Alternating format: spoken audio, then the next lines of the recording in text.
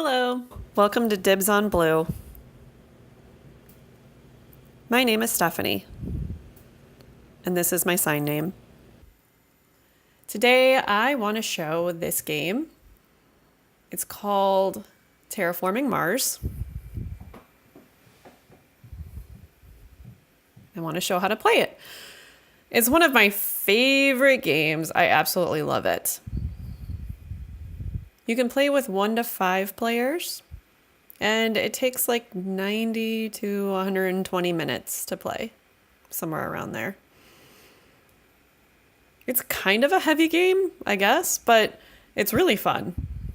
Oh, also, these wooden pieces that you'll see here on the table, they're not in the game itself. I actually bought those from Broken Token. Just to let you know.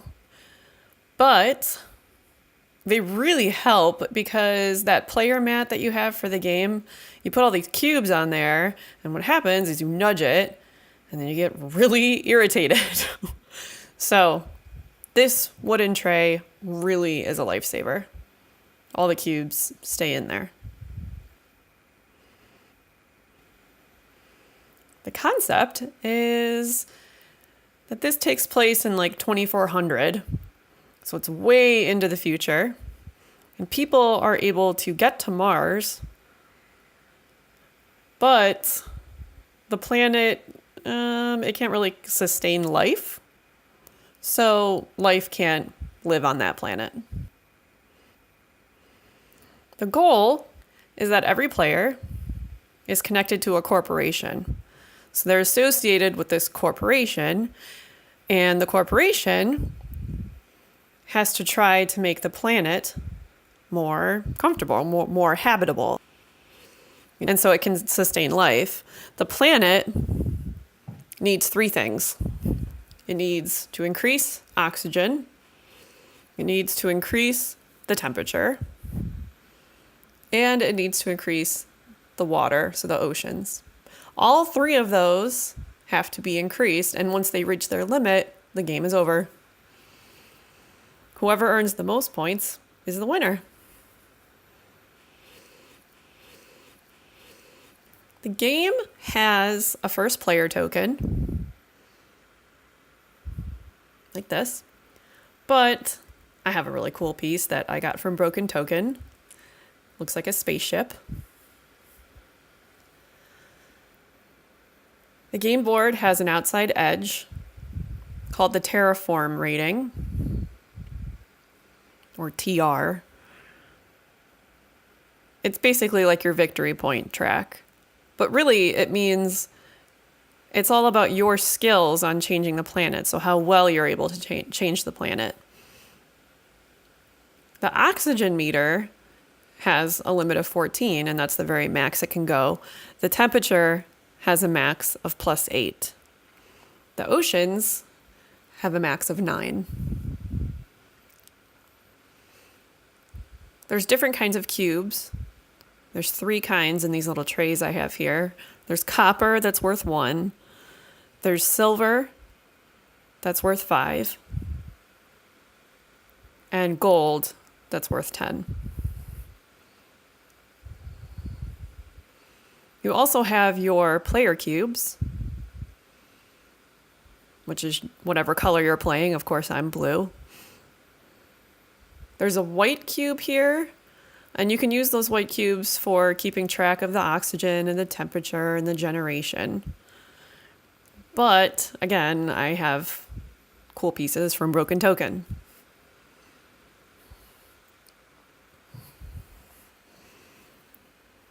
So each player has a player's mat, and that mat has 6 resources.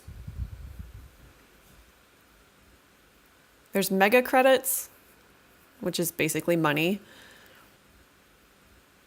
There's steel, which helps build brown structures, brown buildings. There's titanium, which helps build space structures.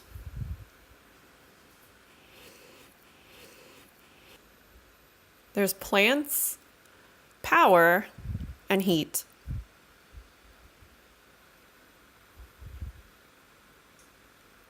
The cards have different icons on them, and there's a lot. There's buildings, space, power, Earth, Jovian, which is really Jupiter, microbes, if I can spell that right, animals, plants, science, and cities. So there's quite a few. Some of the cards have no icons at all, and then others have a lot.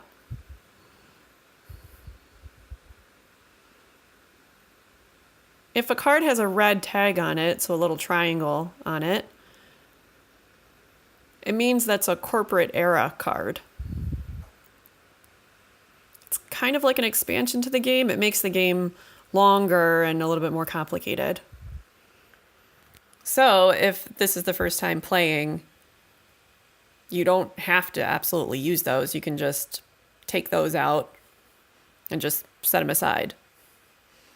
But if you want to use them, that's fine. You can just take your normal cards and those cards and just mix them together.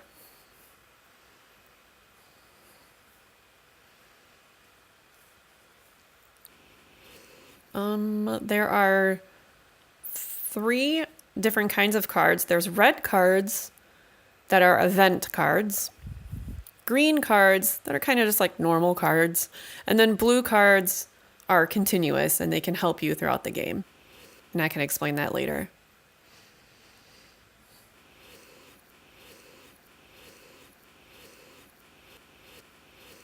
To set up, you put down the game board, obviously in the middle of the table. The 9 ocean tiles you put here on the board. The oxygen starts at 0%. The temperature starts at -30.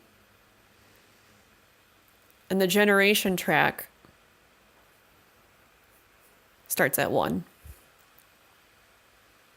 Each player has a TR rating to start with of 20. Every player picks a corporation to work for.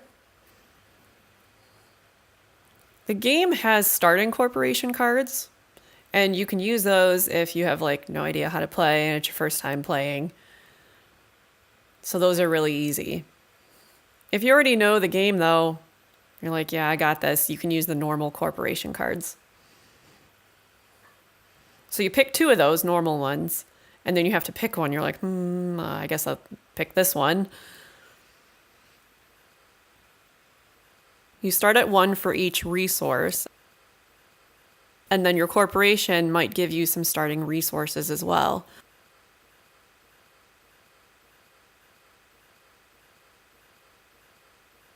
If you use the starting corporation, it's pretty easy. That card just gives you 42 money.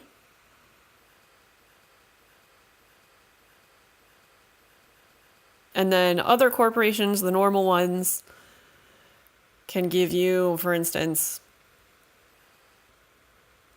3 heat production and 42 money.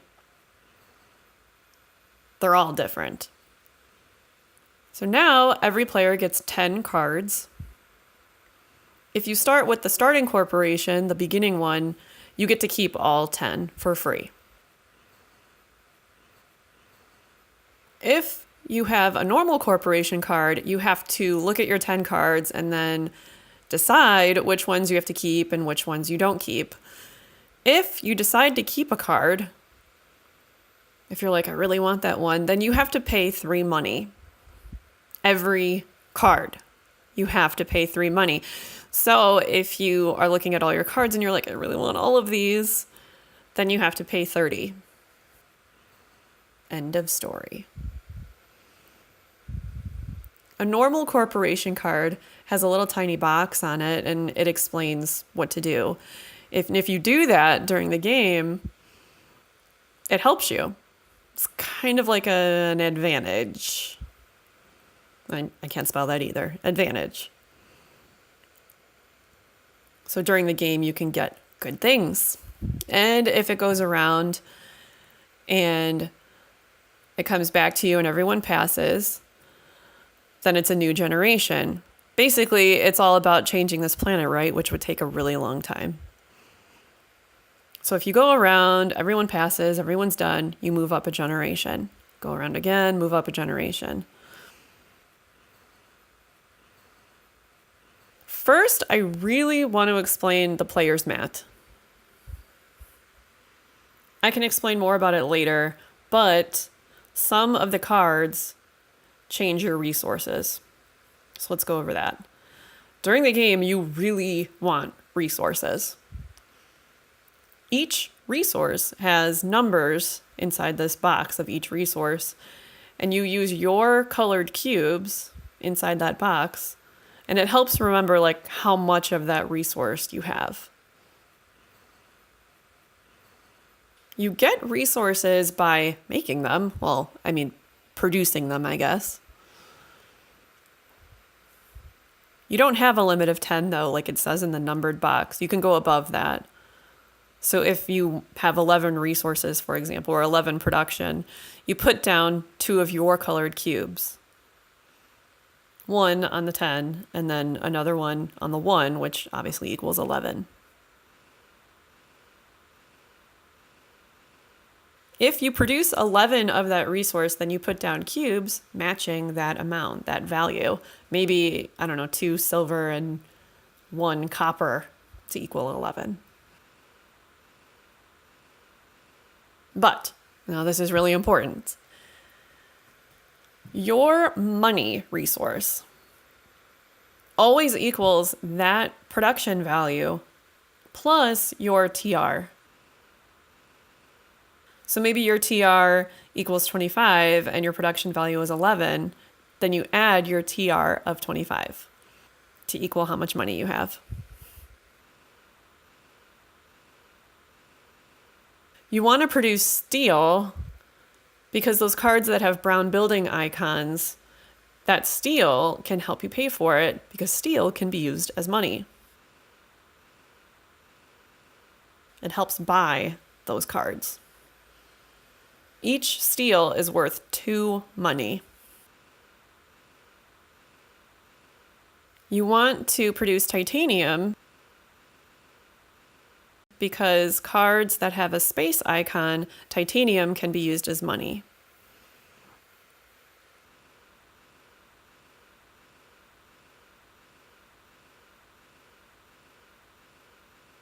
Each titanium is 3 money, which is really cool. Oh, a warning here about buying cards. There is absolutely no money back. So, show you an example here. If I have 9 money, right, and I have 1 steel, and I want this card, which costs 10, but I can use my steel as money for that card, right? So steel is worth 2. So really, I have 11 at my disposal, so I can buy that card, but I don't get any money back. So you have to be really smart about using your money and your resources. So you have to be up on that. You want to produce plants, and I'll explain that in a little bit.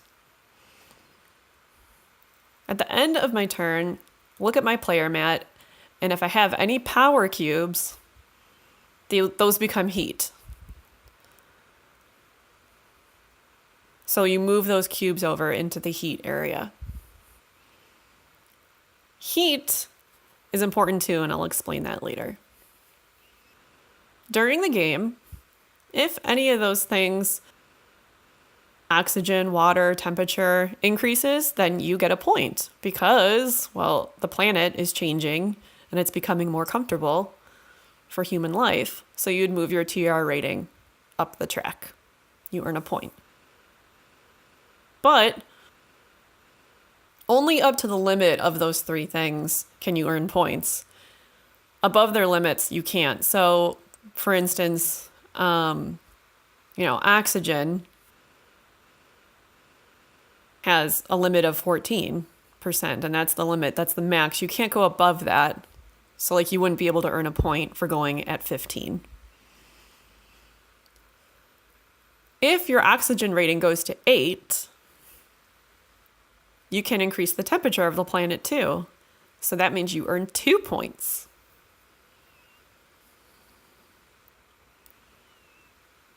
The game has 4 different phases. The first phase is the player phase. And that means whoever goes first. So you decide who the first player is by giving the first player token to the first player. The rule book says that the very, very first player is that the last time you played this game, whoever won that game is now the first player of this game. But that's up to you. So every round, the player token is given to the next player in a clockwise order, and then given to the next player in a clockwise order, and so on and so on.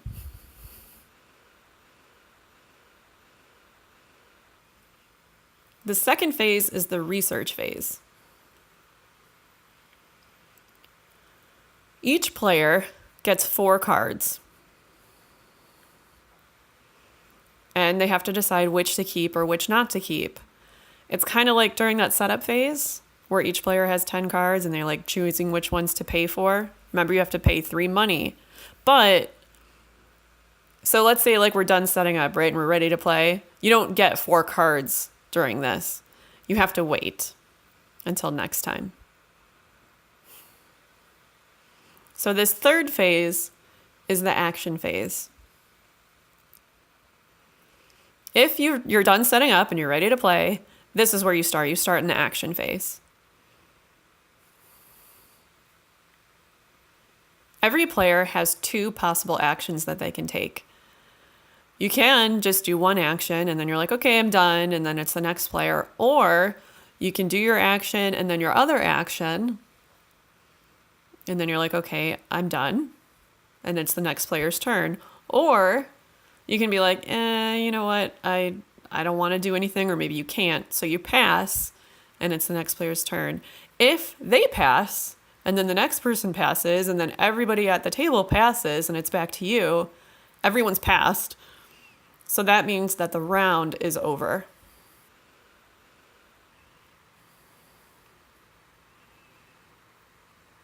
Possible actions, there are a ton, okay?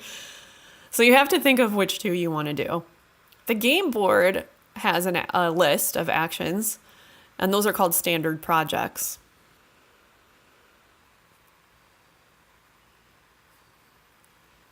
You can look at your cards and discard any of the cards to earn money. So if you discard 2 cards, then you would earn 2 money.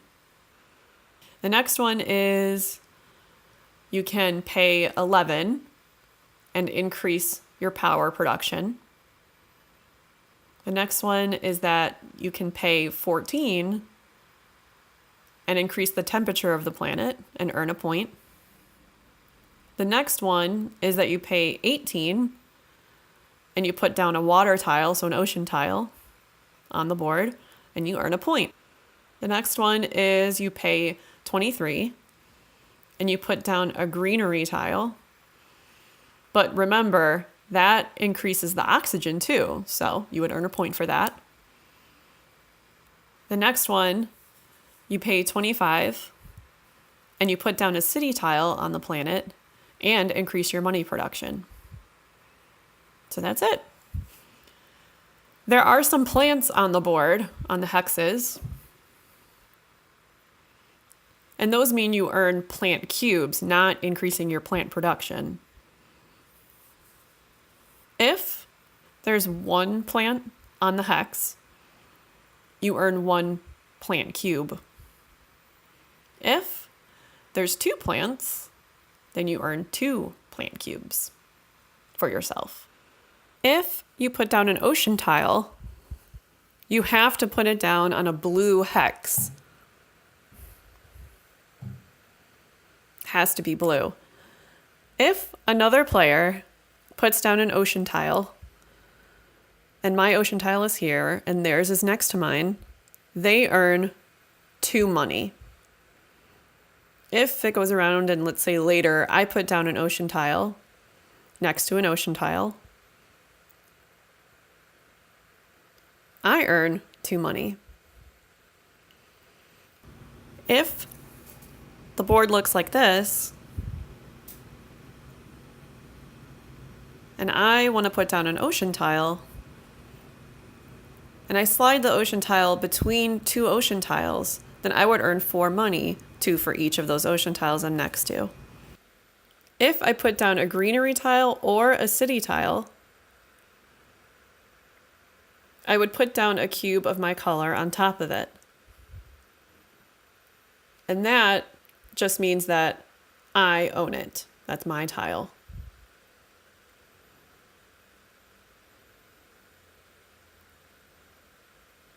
If I have a green tile that I own and I want to put down a new greenery tile, it has to be next to it. If one of mine is already there, the new greenery tile has to be next to it. And then my cube I would put on top of the new one. You can't have 2 greenery tiles far away from each other that you own. At the end of the game, I would earn a point for each greenery tile that I own. If you want to put down a city tile, you have to follow these rules.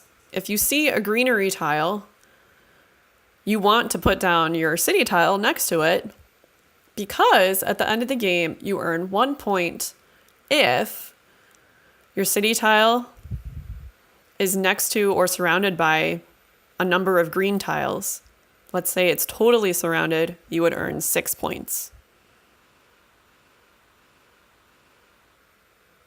If a city tile is here and you want to put down another city tile next to it, you cannot do that. But there are special tiles in the game, all of these.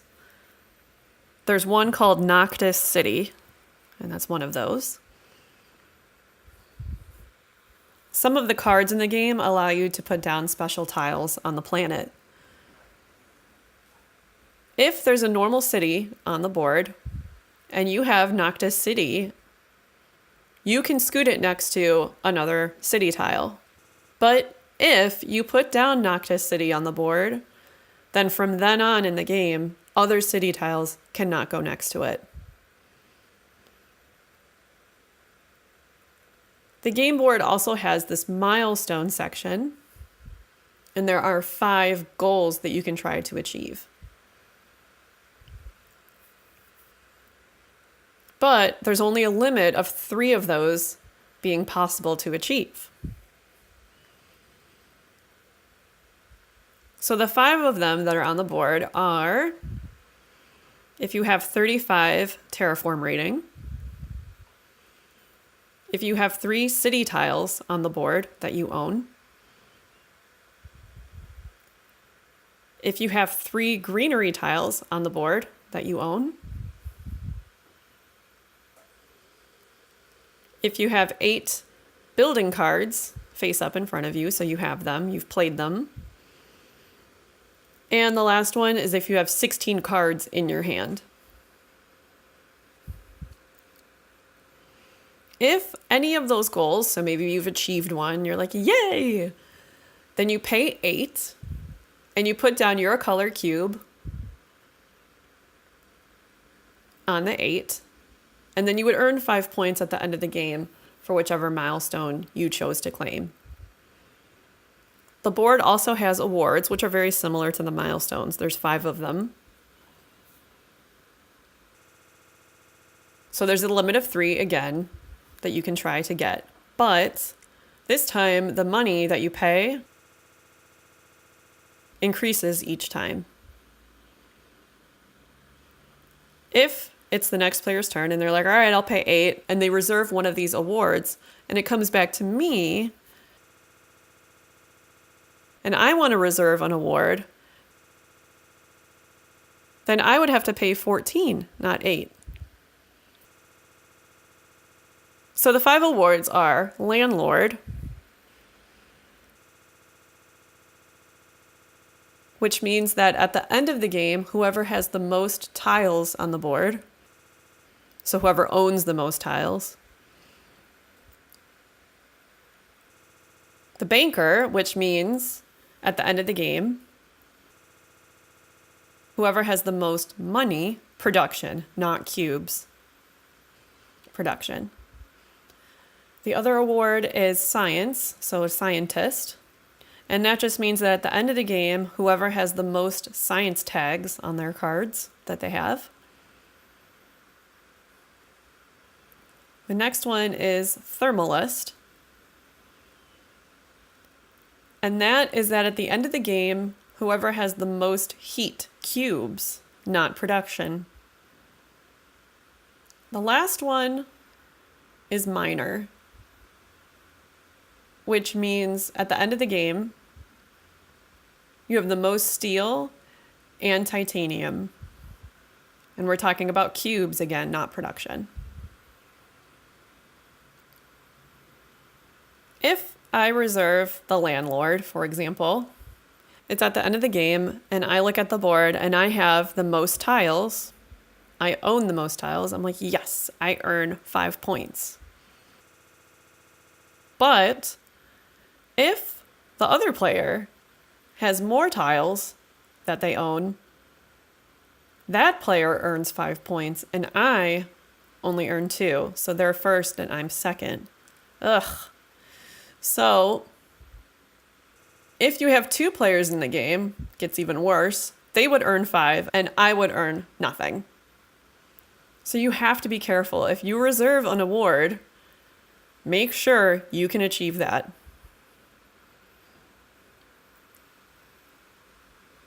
The player mat also has 2 actions available. You can see a red arrow on the player mat. If you have 8 plant cubes, you can take those away and then put down a greenery tile on the board, which obviously increases oxygen, which would get you a point. If you have 8 heat cubes, you can remove those and increase the temperature, which would also earn you a point.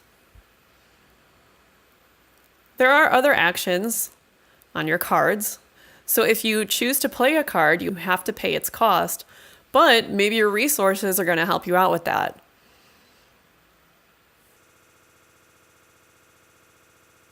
Sometimes cards have other requirements. Not only do you have to pay the cost, but maybe you need, for instance, this one says 8 oxygen, so 8%. It's also 12 money that you have to pay. Some of the cards explain resources that you either increase or decrease when you play them. If it says you have to decrease a resource but you can't, then you cannot play that card.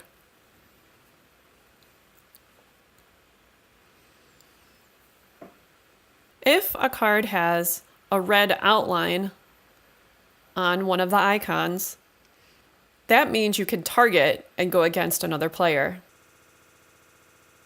But if that player can't do whatever that is, so maybe they don't have enough money and they can't decrease their money production, that's not a requirement. You can still play that card.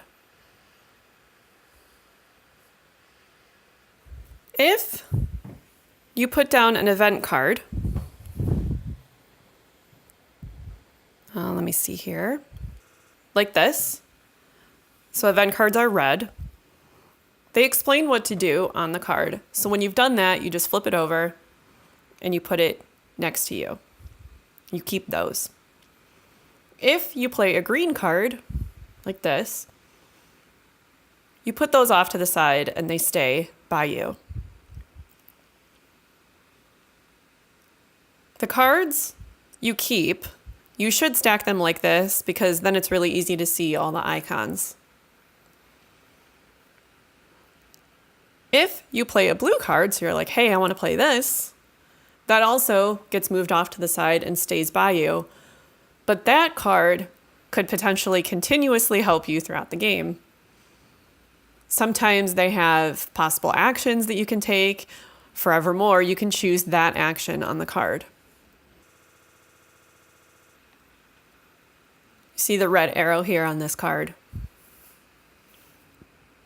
Or at the end of the game, you earn more points sometimes for things that are on those cards.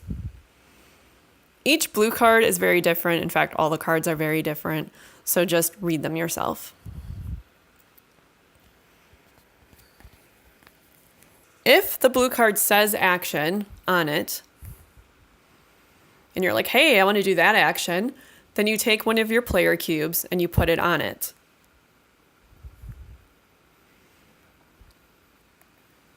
That means that in this generation, you've already taken that action. I can't do that again. You have to wait until the next generation, and then you can do it. If the card, well, any card really, has a brown number in the corner, I don't know, like this, then at the end of the game, you earn that amount of points for your TR. Whew! I think that's it. I think I've talked about all the actions. The last phase is the production phase.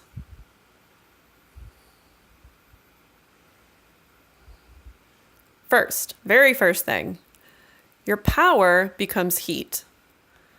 So any power cubes that you have left moves into your heat area on your player mat.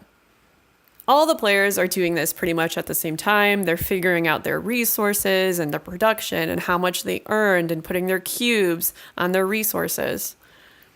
But remember, your money resource always equals your production value plus your TR. Okay, so everyone's done doing that. Then it's a new generation.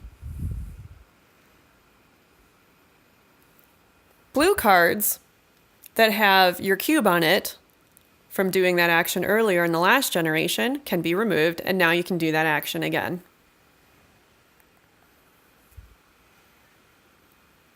Now, we go through the player phase. Who's first? So we pass that player token over to the next player. Then we get 4 cards for the research phase, and we look through them and we decide which ones we want to keep and don't keep. If, during the action phase, all of those 3 things on the planet, oxygen, temperature, and water, have reached their limit, then the generation can continue, but then the game is over. Everyone figures out their production phase, and then there's one last turn around the table. And that's for if you have a bunch of plant cubes, they can become a green tile. So everyone goes around and see if they can do that. And once that's over, we add up all the score. So everybody figures out their points. You start with your TR. You add awards. You add milestones. You add any green tiles that you own on the board. Remember, your cube is on top of them. You earn 1 point for each green tile that you own. You add city tiles. Remember, you get 1 point for each green tile around the city tile. And then you add up all your cards. So if they have brown numbers, you would add those. Any of the blue cards that could help you out. Like this one is a microbe card, and you earn points throughout the game.